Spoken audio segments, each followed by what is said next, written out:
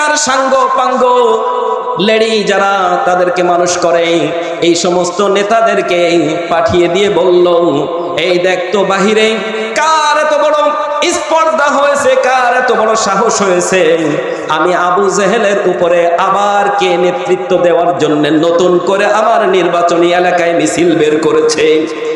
বের হয়ে দেখেন বিশাল বড় একটা যুবকদের মিছিল, একদল যুবক একটা মিছিল বের করেছে, আর মিছিলের সামনে দাঁড়িয়ে আছে সাইয়েদিনা ওমর ইবনুল খাত্তাব রাদিয়াল্লাহু আনহু। আবু জেহেলের সাঙ্গপাঙ্গ যখন ওই মিছিল ভেঙে দেওয়ার জন্য, ধ্বংসস্তূপে পরিণত করার জন্য বের হচ্ছিল, তখন আবু জেহেল ডেকে বলল, এই থাম, কোথায় যাও? দেখো না মিছিলের সামনে ওমর রয়েছে, ওই মিছিলে বাধা দিতে গেলে নিজেই বাধাগ্রস্ত হয়ে প্যাকেট হয়ে ফিরে আসা লাগবে।